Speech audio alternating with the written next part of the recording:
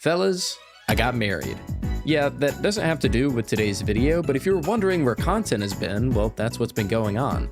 Oh, and I updated 𝗏𝗏𝗏𝗏, and you can check it out in the description.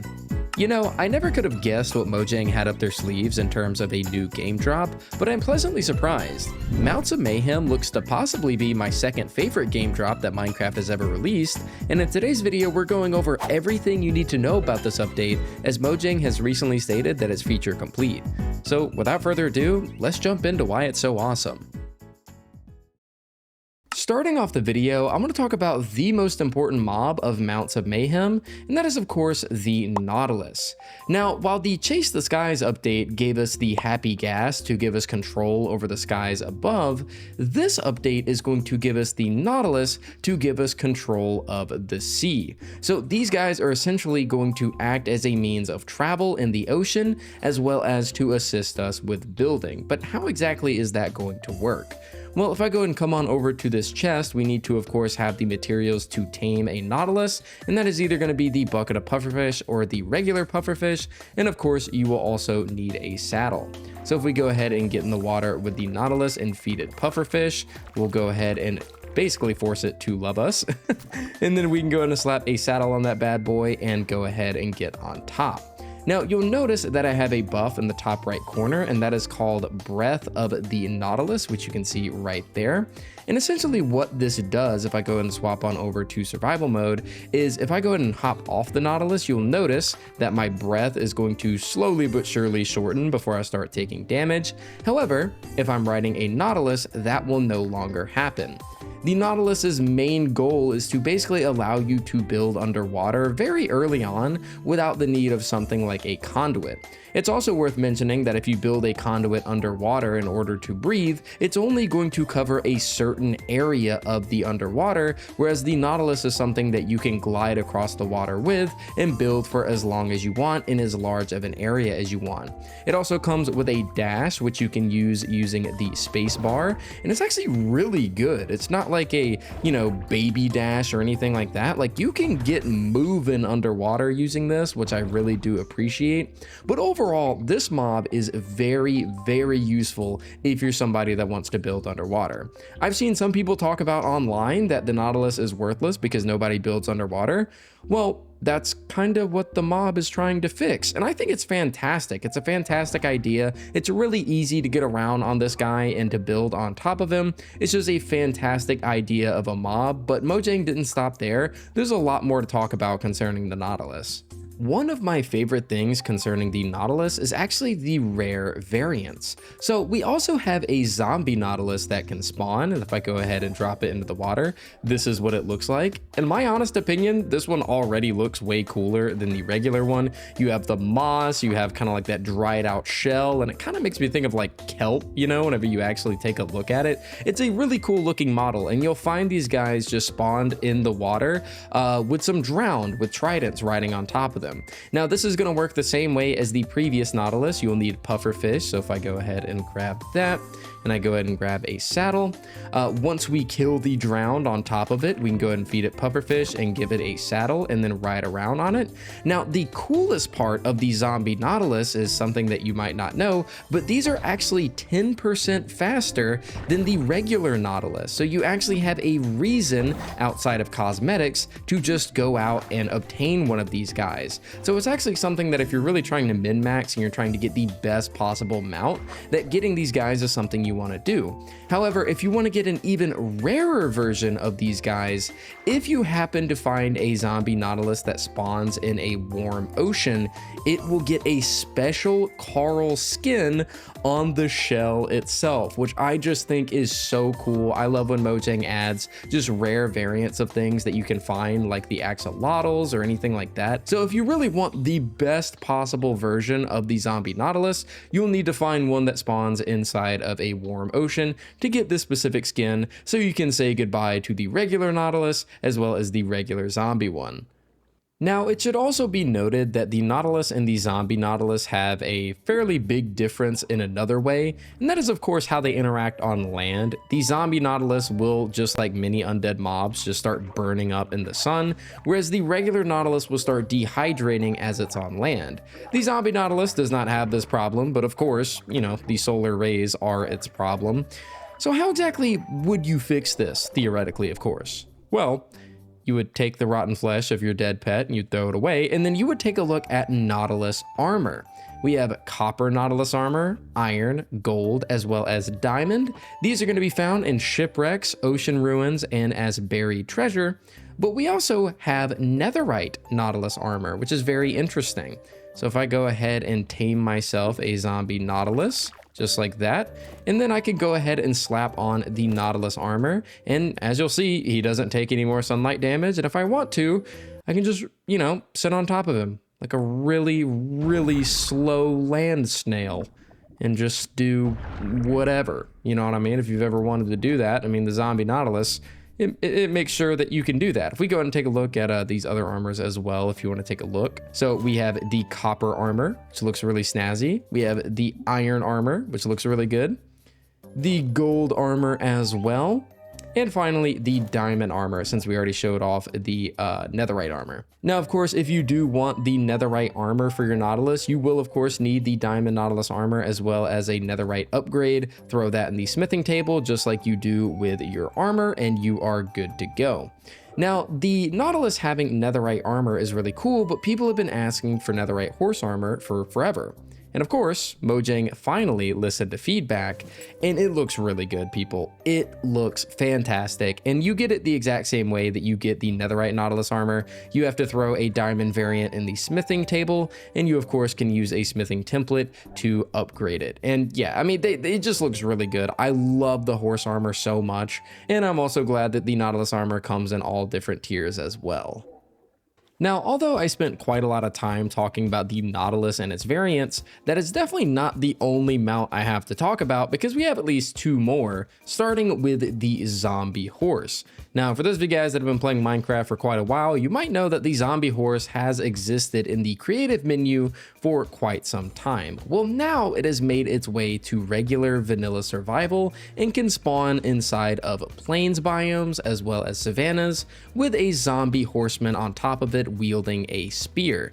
Now, just like with the zombie Nautilus, you will have to take down the actual jockey, and then you'll be able to tame it for yourself. This, of course, is tamed just the regular way, like any other horse. You just get on top of it until it loves you. That sounds really weird, and then you give it a saddle.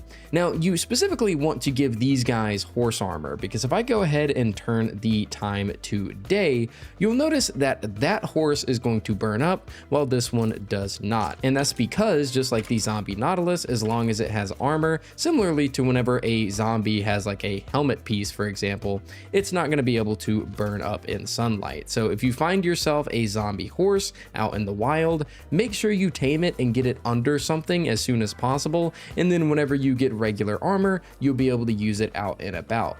But yeah, these guys are fantastic. If yours ever gets hurt, you of course can use a red mushroom to heal it back up. And yeah, these are just really cool zombie variants, just like the skeleton horse. It's kind of, mainly just a cosmetic thing and just a little rare collectible that you can have out on your travels.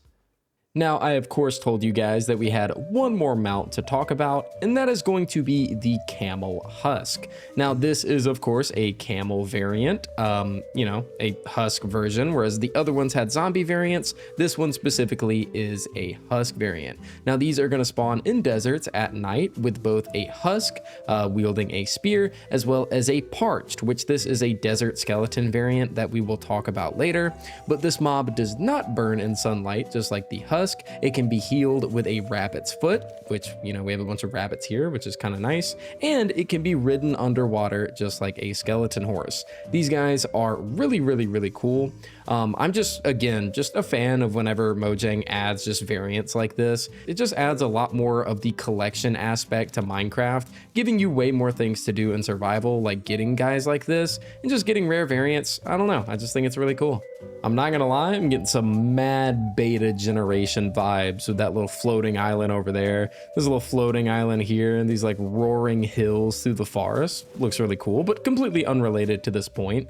The last thing I wanted to mention in regards to mounts is actually a massive quality of life change that I've been using mods for to change for a long time.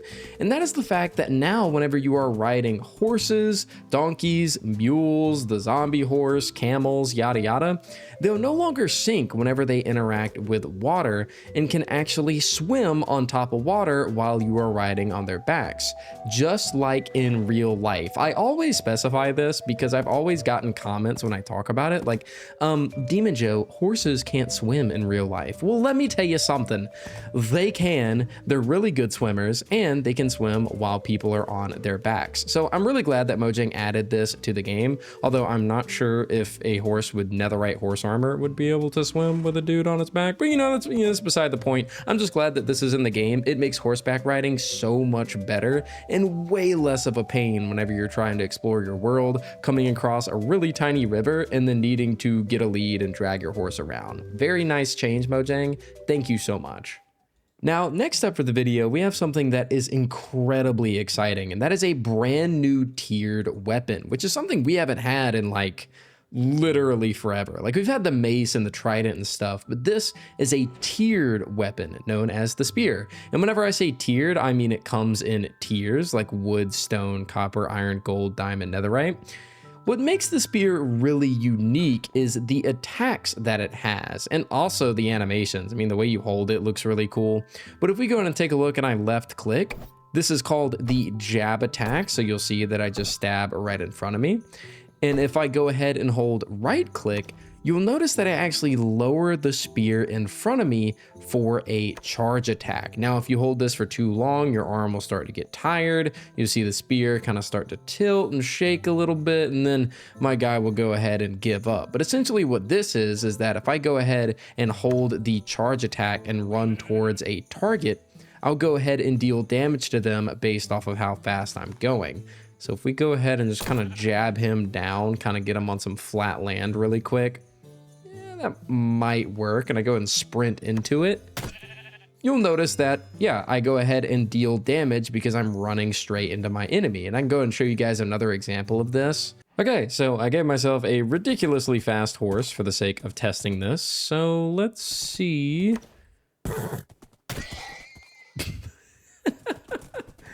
Well, there you go. Damage based off of how fast you're going. Seems to be working just fine. And so, yeah, as you guys saw, this will work on horses. It can work on ice boats if you want to try that. It also can work on like little drive-bys with the elytra. It's really cool. This is a very, very cool weapon. It even has the farthest reach of any of the weapons in the game, making it fairly unique. This is the crafting recipe for it, so it's kind of basically like a shovel. It's extremely cheap. You don't need many materials to actually get this, and just like regular netherite stuff, you will of course throw this in a smithing table to get it upgraded from diamond to netherite.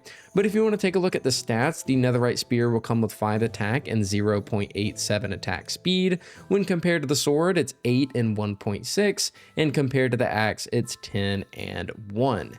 Now, the spear also comes with a unique enchantment. So here we have the Mega Spear 9000. The unique enchantment is actually called Lunge 3. And what Lunge is going to do is it's actually going to throw you forward whenever you decide to stab with it. Now, in my experience, the main reason for using this enchantment is specifically for movement tech, or using it to get around fast, because that's exactly what it's going to do. It's not exactly going to be something that you use in many combat scenarios, but it is going to pick up that speed for you and kind of get you thrown into a battle, I guess, if you ever need that. But mainly it's going to be used for just kind of parkouring around and moving very quickly. And I can see a lot of really cool things coming of this. Now, it should be noted that if you are in survival, whenever you do this lunge attack, it is going to take up your hunger. So if I sit here and do this for long enough, you'll actually see it's kind of making me look silly, I'm not gonna lie. Oh, there we go. You saw a little bit of it go away, and a little bit more, yada yada. You kind of get my point. And so you can really tell that Mojang views this as a movement speed kind of item, that it really is going to prioritize your hunger, because, you know, whenever you sprint and jump and all that kind of stuff, your hunger gets taken away. And so this is mainly meant for that kind of movement tech, and I think it's really cool. But just in general, even if we aren't talking about lunge, I think the spear is really awesome in and of itself. And there's a lot of really cool combat things that you can do with it. Now let's talk about some hostile mob goodness. Earlier in the video, I talked to you guys about the Parched. Now this of course is the new desert skeleton. Just like the Husk, it will not burn in sunlight. And you know, at face value, it's just kind of, you know, just another skeleton. We of course already have the Stray, which we can find inside of snow biomes, which looks pretty cool. And we also have the Bogged, which we'll find mainly in the trial chambers. Now the Parched is actually different from these guys because it has some really good usability that comes with it. If we decide to kill one of these, you'll notice that it drops a specific arrow. If we pick up the arrow, you'll see that it's an arrow of weakness. Now, the reason that this is important is because early on in the game, if you find yourself around some zombie villagers, using these arrows of weakness in order to weaken them down and give them a golden apple is going to be extremely useful in the early game before you're able to make potions or even try to finagle a witch into your base and make it throw a potion of weakness at you. So for example, to give you guys an idea of what I'm talking about, let's go ahead and say that I was out here at night and I caught myself a zombie villager. I went ahead and killed a couple of Parched and I got some arrows of weakness. I would then be able to just do a really weak shot of the bow to make sure that I don't damage the zombie villager very much, and then I can go ahead and give him a golden apple and transform him into a regular villager. This is a huge change to the early game of Minecraft's meta to ensure that people are able to get their hands on villagers a lot sooner, especially if you're not around an actual village and want to start your own from regular villagers that you find as zombies. So the Parched are really huge for the meta of Minecraft, not only in the way that they just look really cool and add variety, but they actually add some very good usability if you're trying to get things like villagers. Now, before we end off the video, I just kind of want to talk about some general game changes that came with this update. The biggest, of course, being the fix to item stitching, which has been a bug for 11 years. I'll show some footage of my short that I made a while back, but essentially what item stitching was, or the lack thereof, of course, means that essentially there were just giant holes in all of the tools and some of the blocks in Minecraft. And for the longest time, especially in my mod pack, I've been using a mod to fix this issue, but Mojang has finally fixed it themselves. They also decided to specifically organize spawn eggs in the creative menu. This is going to start with farm animals and mounts and end with things like nether mobs as well as end mobs, which is pretty nice. It's actually not random, and there seems to be some rhyme and reason as to why they're placed where they are, which makes finding what you're looking for not only super easy because the eggs look a specific way, but also really easy because they're always going to be in the same order and next to the same mobs, at least until they start adding some new ones. Now, a really cool one that I thought was just fantastic. This is also something I saw previously as a mod. If I go and fly up in the air really quick and we teleport, you'll actually notice that chunks will now have a fade in animation instead of just kind of popping in like they have ever since Minecraft has existed.